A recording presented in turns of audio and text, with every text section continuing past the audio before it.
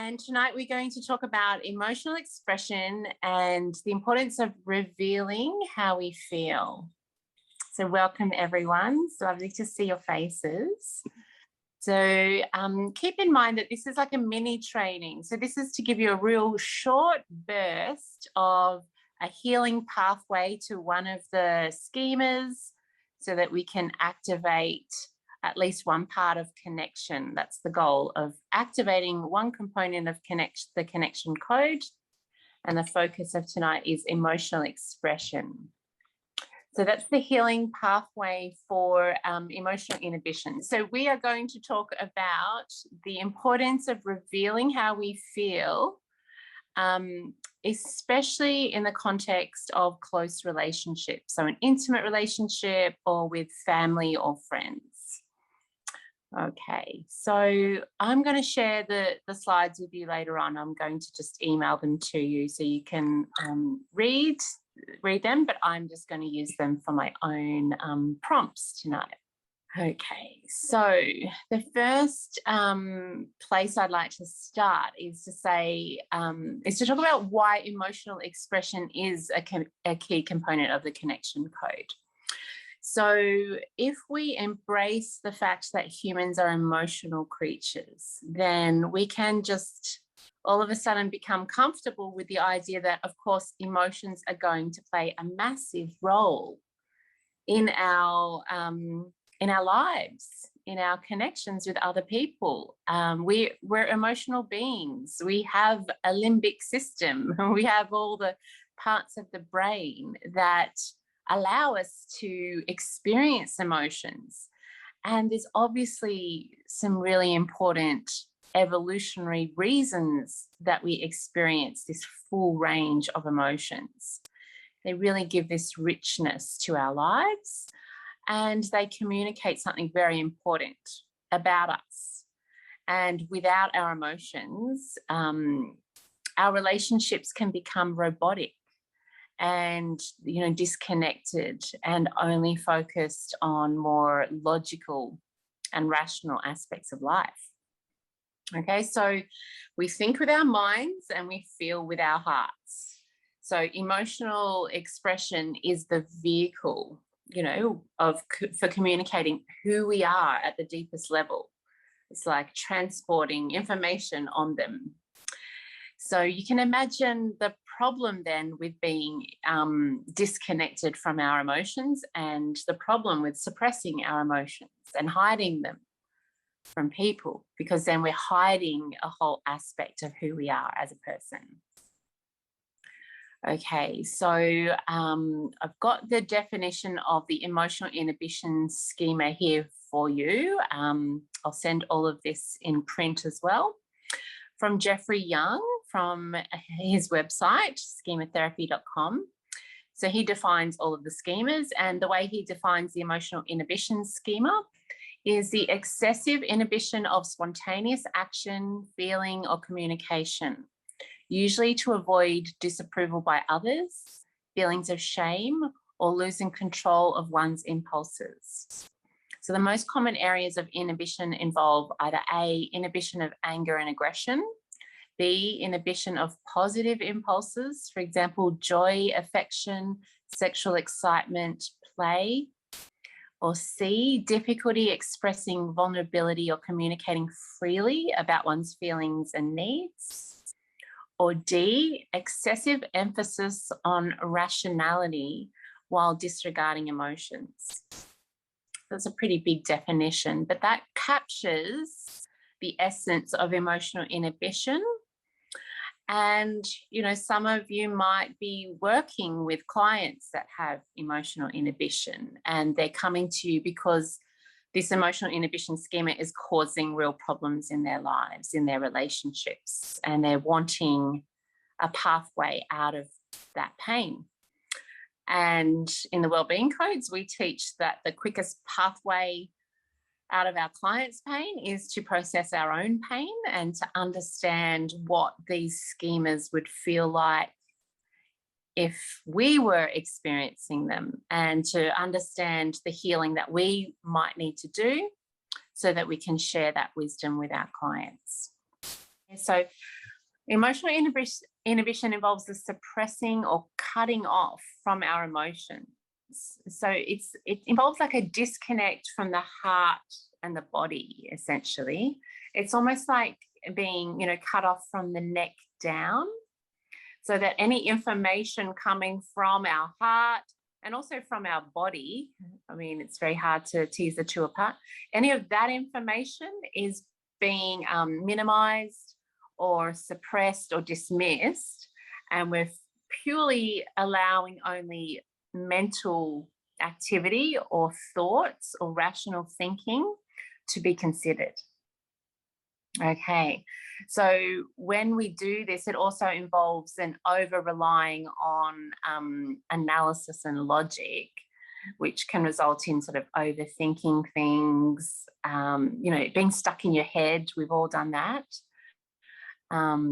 Dissociating, and also, dissociating whenever strong emotions are activated. So we can dissociate by going off into our heads, into a more of a thought process, or even fantasy, or another escape reality, rather than feel what we're feeling. Okay, so emotional inhibition is often associated with factors that can just occur naturally in life. So not all emotional inhibition is unhealthy or bad or a problem. We can often find it in our temperament, nervous system, certain personality types. There's just certain personality types that are more serious.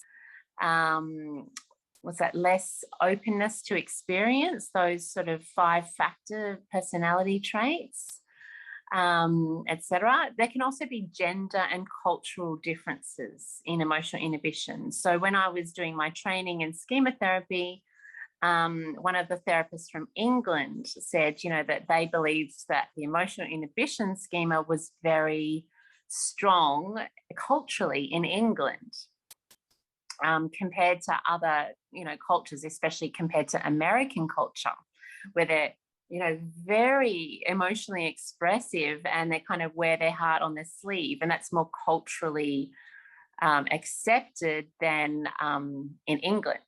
And also, I lived in Japan for a year when I was a teenager, and there's very strong emotional inhibition there. The idea of keeping everything, under wraps, so to speak, and being quite private and reserved. Okay, so emotional inhibition happens out there in life in certain cultures, personality traits. There may be a gender difference where you might see this more often in men than women, as a naturally occurring phenomenon. And I would say that there's some biological basis to that, in terms of how women and men evolve differently based on their bodies and their purpose. Okay, so we're not really talking about the naturally occurring emotional inhibition. We're talking about when it is a problem. All right, so let's talk about when it is a problem then. Okay, so, emotional inhibition can definitely be appropriate in some situations. For example, at a large gathering, you might feel like, just keeping my emotions private to myself is appropriate here. Or during war or conflict, better to sort of keep your emotions in check and just be focused and have a plan and not allow your feelings to get in the way. Or during a task where mental focus is really important, and we don't want to get distracted by spontaneous or impulsive feelings, because emotions are very spontaneous. They just come up and they don't necessarily fit in with the plan, or there's not always a logical progression as to why we're feeling a certain way in this moment. There's so much more depth going on underneath why we feel something in this moment. Not just because of what that person's just said, but because of what that reminds us of, and our personality and our own wounds and all of these, hidden factors can get activated all at once, making things feel a bit chaotic. Okay, so obviously there's some times in life where we just want to stay focused on a task and not allow these more spontaneous emotions and reactions to have too much of an influence. Okay, however, I will say that emotional inhibition becomes unhealthy when you carry that approach into your intimate relationships, and also obviously in a family environment where emotions are key. Expressing emotions are a really important aspect of cultivating a loving and safe relationship with someone close to you. So in those situations, emotional inhibition is probably going to get in the way. It's going to cause some problems because it feels unsafe to the other person when we're hiding how we feel, when we're too private, when we're too reserved and not showing, more depth in who we are. Okay, so you can sort of see how in close relationships, emotional inhibition can become a problem. All right, so in the wellbeing codes, we say that emotional expression is the healing pathway for emotional inhibition. So if you identify with having sort of this excessive emotional inhibition that's causing some problems in your connections with other people, then we guide you towards emotional expression. And to activate emotional expression, there's two key emotional wounds that we need to heal. Okay, so the first is shame and the second is fear. Okay, so really shame and fear are the driving wounds that mostly cause emotional inhibition when we're talking about it in an unhealthy schema-based way, shame and fear. Okay, so what does the shame wound sound like when it accompanies emotional inhibition? So I've put words to it, and it would, other people would have different words, but it would sound something like this.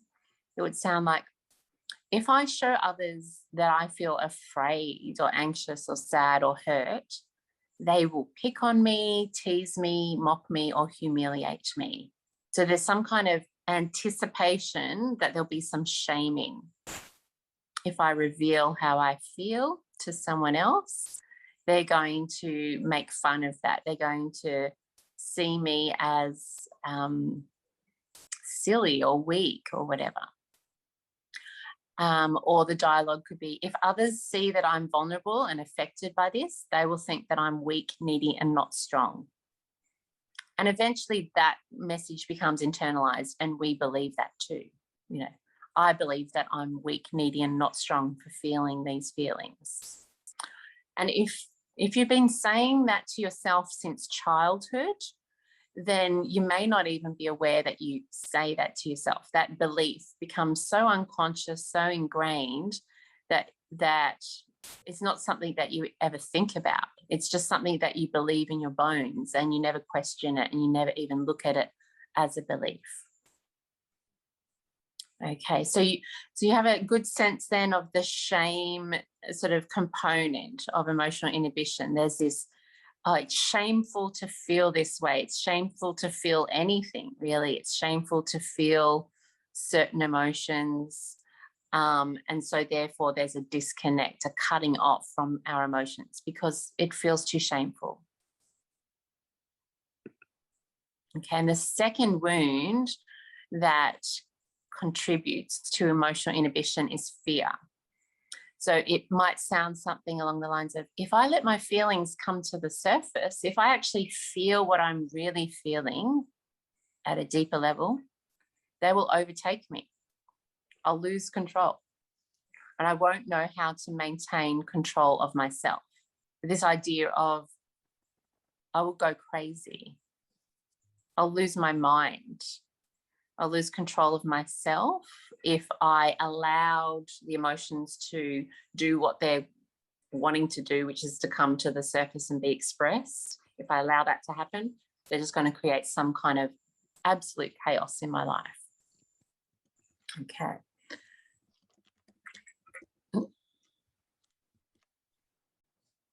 Yes, just had to mute there, sorry. Yeah, so that's this fear-based belief. Or another one could be, emotions are scary and chaotic. I have no idea how to sit with big feelings without feeling overwhelmed by them. So some people are just afraid of emotions because they've never been given the tools to sit with big emotions. You know, and that's scary. Imagine being a child and having these intense experiences well up in you and not having that containment, you know, someone to help navigate, you know, this chaotic process with you. Okay, and I just briefly want to talk about just a bit more on this idea of fear of emotions. So there's a beautiful clinical psychologist called Dr. Mario Martinez, and his book is The Mind Body Code. And he's got a lovely short YouTube clip, which I'll share with you, where he says that emotions follow the process of chaos. That sounds a bit scary already, doesn't it? It's like, oh, we don't like chaos. As opposed to a linear process. Okay, so a linear process is one where it goes in a line.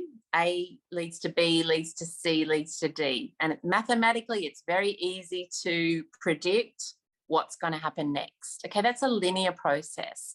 Emotions don't work like that, unfortunately, for us people that like control. They follow a chaotic process, kind of like weather patterns. So and he says, you know, how you can't predict what the weather's going to do 7 days out and beyond, because there's too many other factors that are coming into play. Do you know what I mean? There's too many mathematical possibilities when you combine all of the things, you know, all the combinations of all the things that could happen. It becomes impossible to predict in a linear way what's going to happen. And the same happens with emotions. Okay, so if you can trust in this chaotic process of emotions, so I liken them to river rapids. Yeah, river rapids, they're like, oh, you don't know, you know, where you're going to turn to next, and it's choppy and it's unpredictable. But he says that all emotions, everything that's chaos, you know, chaotic, returns to a linear process eventually, which I just love. And I find so much comfort in that, because I'm a very big feeling kind of person. I've, you know, got big emotions that just come up and sweep over me. So to know that, yeah, okay, now I'm going down the river rapids and it feels chaotic and unpredictable and scary. But there's an idea that if I just let go and trust the process and allow these emotions to do what they're designed to do, then there's nothing really to fear. Okay, so you can sort of see the shift that would need to happen if either you were someone that feared big emotions, if you're afraid of what your big emotions might do if they came up, or if you were working with someone else that feared big emotions. And just recently I was talking with a client, and it's amazing how many people fear crying. And I'm like, crying is just an amazing process. It really, yeah, invites all the emotions to the surface, and you really get in touch with what you need, what you're feeling, what the pain is, and you get some really beautiful insights. If you're just not so afraid of the crying itself, do you know what I mean? Like if you think that that's a healthy process, then you're more likely to surrender to it and just allow it to do its thing. Okay, so I invite you to start to have a more positive attitude towards emotions, even though they're chaotic and unpredictable and they feel scary. Start to find some sense of trust in the process, in the chaotic process. Okay.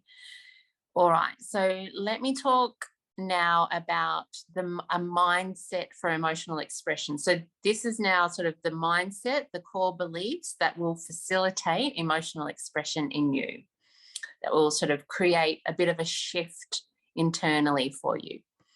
All right. So it sort of involves two aspects, this mindset, this new mindset. The first aspect of this new mindset is valuing emotions. So that could sound something like this. I value the wisdom of emotions. They provide a richness and depth that logic alone cannot provide me. I value my own emotional experience as well as the emotions of others. All humans do better when they embrace their emotions, and my relationships can thrive as a result of this acceptance. Okay, so that's a mindset shift that would have, instead of looking at emotions in a negative way and shaming the emotions and saying, oh, emotions are a sign of weakness. That's a real paradigm shift towards a valuing of emotions and embracing them and inviting them in. Okay, so that's something that, I've just sort of given you an example, and you can play around with your own language. But the idea is that if you're wanting to dump the shame that you might have about emotions, then the way to do that is to start valuing them. So it's hard to reject something and value something at the same time. You either think it's valuable or it's not valuable, it's crap. Okay, so you start to value emotions, then that will start to release the shame around emotions. Okay. The second key mindset to embrace emotional expression is one of surrender, and that is going to help you with the fear wound. So if you've got fears about emotions, fears about being overcome by emotions, then a surrender mindset is going to be really valuable to you. So what would a surrender mindset sound like? It could sound something like this. I trust in my emotions. I trust that I have the inner capacity to sit with big emotions without being overcome or harmed by them. If I can trust in the chaotic process of emotions, then I'm sure they will give me the insight and information and guidance that I need to stay fully connected to my values and my own sense of self.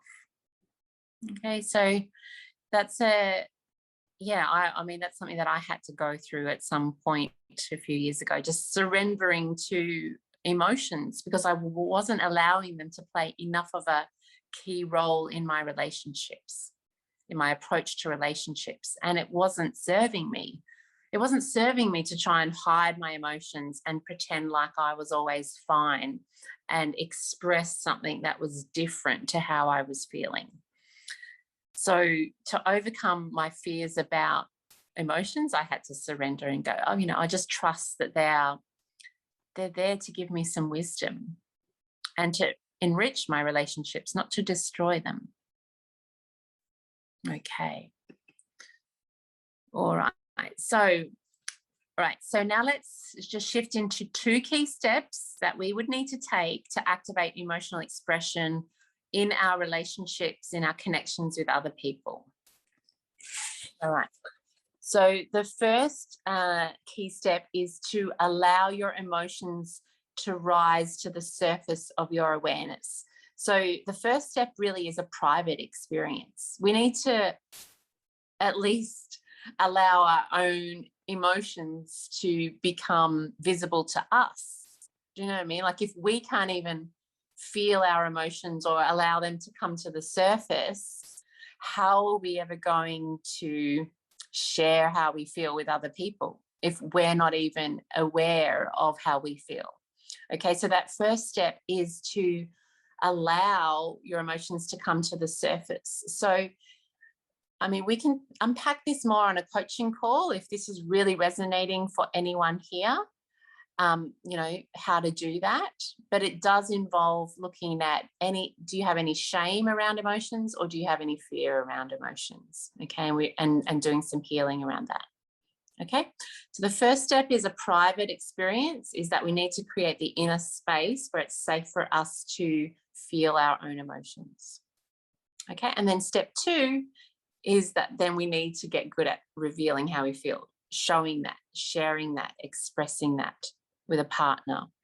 That's it. That's if you're in a relationship, close relationship right now. Some of you may not be in a relationship right now, but you may want to be in a relationship in the future. And you might identify with how some of this emotional inhibition might have gotten in the way in past relationships. Or you may just feel like, no, this is something that I want to do with my own children. You know, I want to get better at expressing my own feelings and modeling to my children this idea of emotional expression. Okay.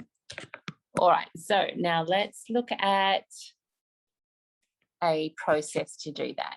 Okay. So to artfully reveal our emotional needs and our inner world with a partner, we must work towards a state where we regularly feel our own feelings, including the most painful and the most vulnerable ones. An artful emotional expression involves expressing our deeper pain, not just the surface emotions. So it can feel safe to just show emotions such as anger and frustration. A lot of people get caught up in this trap of only showing anger or frustration. That's the only emotions that they're comfortable revealing. Okay, but often there's something deeper and more vulnerable going on underneath that surface of anger and frustration that needs to be expressed. Okay, such as, hurt. I feel hurt. That's a far more vulnerable feeling than I'm angry at you. You always do that. You know, compare that to I feel hurt, or insecurity. I feel insecure, or sadness, or longing. I long for more closeness. I long for more time with you. That's far more vulnerable than why didn't you call? You know, like there's that anger and frustration that can feel just a little bit more protective, a bit more safe than expressing the more deeper pain. All right, so what we're going to do is just a brief imagery exercise right now so that you can experience what it might feel like to reveal how you feel in the context of a close relationship.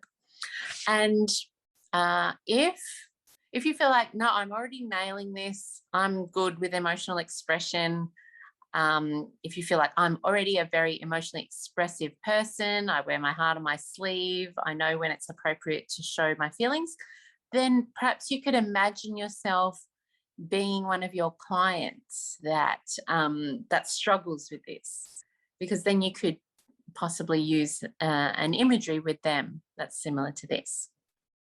Okay.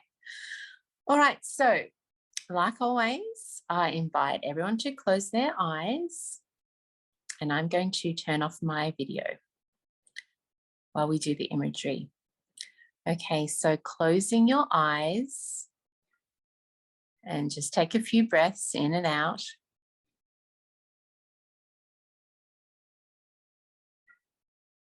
And imagine that you are in a situation where you are face to face with a partner.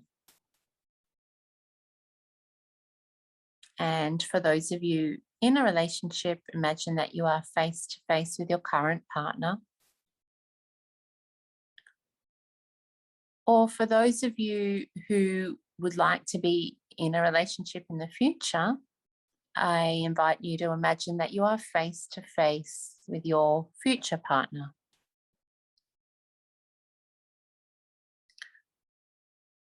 And imagine that you're in a situation where you really want to reveal how you feel about something.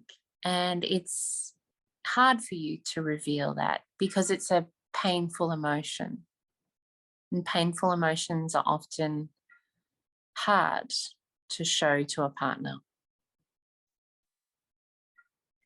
So before you do that, see if you can feel into the deeper sense of love and care that you have for your partner. See if you can feel into that deeper desire to connect with them and this more generous feeling of love and warmth towards them. Okay, so now I invite you to stretch your capacity, open up your heart so that at the same time, you're able to feel into other emotions that you may feel towards a partner.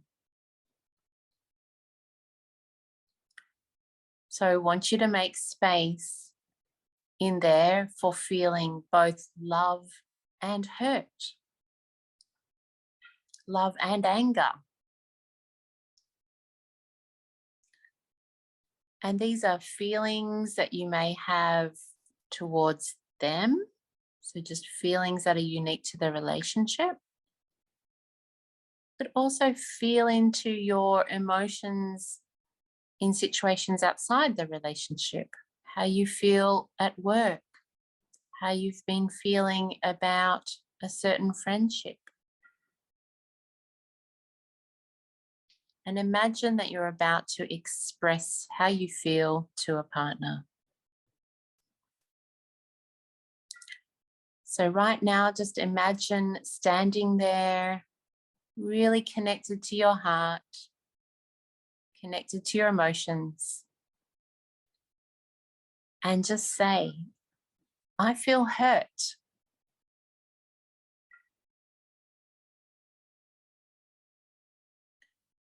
And it's important to pause. And sometimes expressing emotions are best done just with 3 words. Don't go into a big explanation in that moment. Often we want to fill up the space with words. But if you keep it brief and just say, I feel hurt, then it invites you to stay more connected to the feeling.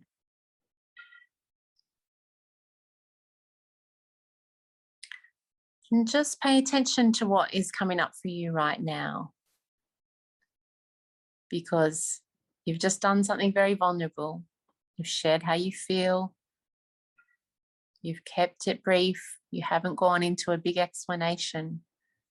And it might feel like you're really exposed in this moment. And see if you can find a sense of comfort or safety in this revealing how you feel. Knowing that the reason for revealing how you feel isn't to make them feel bad or guilty. It isn't necessarily to get them to solve your problem. It's just to give them insight into who you are in this moment. And for some of you listening, you will already have found that feeling of safety in this simple revealing how you feel. And for others listening, you may notice that there's a big resistance to revealing how you feel with a partner. And there's a lot of more work to be done to get to that place where you feel safe revealing how you truly feel. So what you can do is just make a mental note of what you've noticed in this image. Take a snapshot of it, put it in your pocket, And when you're ready, you can slowly open your eyes. All right, lovely. Okay, everyone. So that is the end of the content of tonight's webinar on emotional expression.